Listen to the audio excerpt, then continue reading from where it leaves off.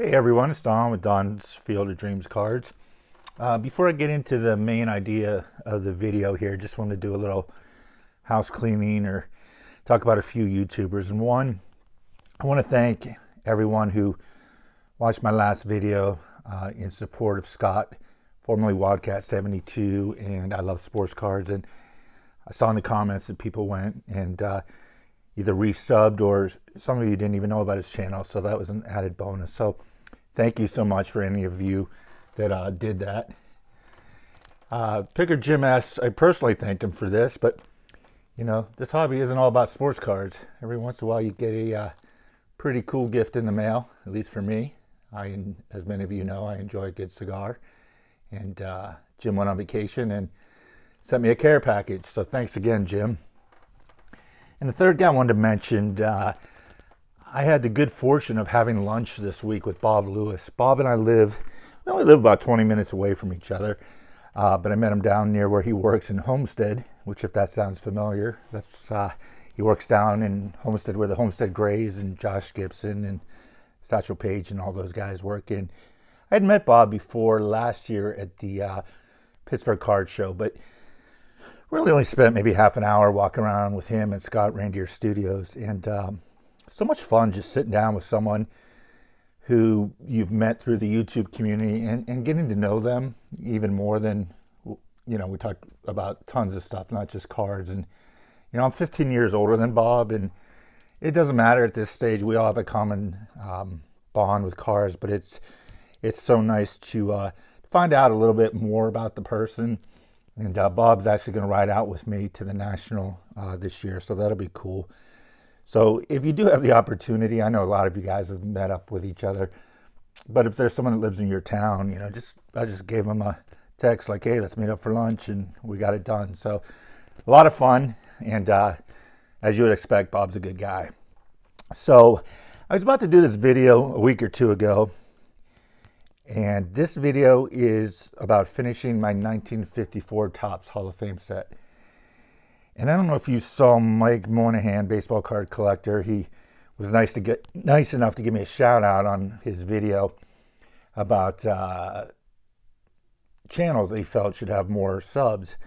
And he mentioned how much our channels were alike. And I had to laugh when I was about to make this video. Wouldn't you know it? He made a video 1954 Topps Hall of Famers. I was like, you got to be kidding me.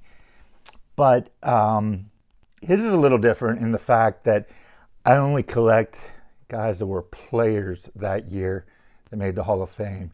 So I don't have guys that were either players and then became a manager like Tommy Lasorda, although I would like to add that card. I like that card. Or other guys that were Hall of Famers in a playing career but were managers in 1954. So my set only includes the actual active players who became Hall of Famers because they were players.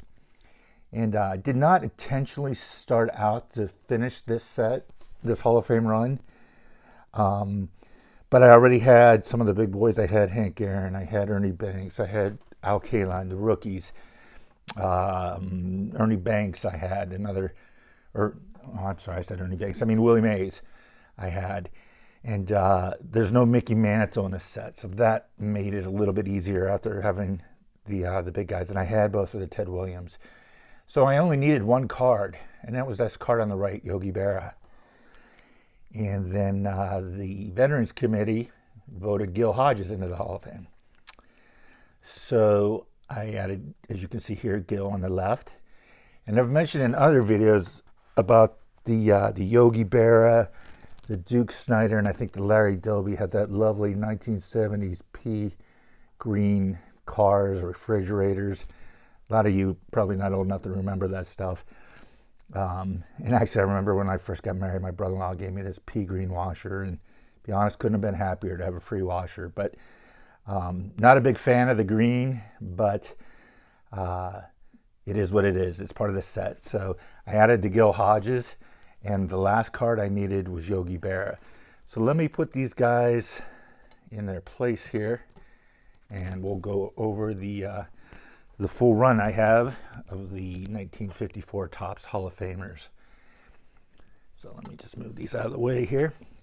So I'm going to hold this by hand. It might get a little shaky, but Start off with the first Ted Williams. You got Monty Irvin, Jackie Robinson. I'm really glad I got this card when I did. It has really gone up in price. Phil Rizzuto, Warren Spahn, Eddie Matthews. As much as I don't like the green, like you're going to see here at the Duke Snider, I love these blue backgrounds. Here's another one with Whitey Ford. You've got Hoyt Wilhelm, Richie Ashburn, and I just showed you the Yogi to finish the collection. Larry Doby, first Negro League player to play in the American League, broke the color barrier for the American League. Same year as Jackie, and doesn't get nearly the credit, although he did go through as much stuff as Jackie did. Willie Mays, and the first big rookie, Ernie Banks. And again, I just showed you the Gil Hodges. The really big boy in the set, Hank Aaron. Third rookie, Al Kaline. And the second, Ted Williams. I don't know if I can kind of back out and get these all in here in one shot. But very happy to finish this set. And I think there's what, like 18 cards in here maybe? So there aren't a ton of them. But just a beautiful set. You really can't go wrong with any set in the 50s, in my opinion. But really love this card, and very fortunate to have the Hank Aaron, the Ernie Banks, the Willie Mays, the two Ted Williams. And you look here, most of these guys are like A1 Hall of Famers. You know, the second tier, could maybe say Hoyt Wilhelm, Gil Hodges, Phil Rizzuto. But outside of them, I mean, these are what is considered, you know, first tier Hall of Fame guys. So as always, guys, appreciate you watching my videos, and I'll talk to you soon. Take care.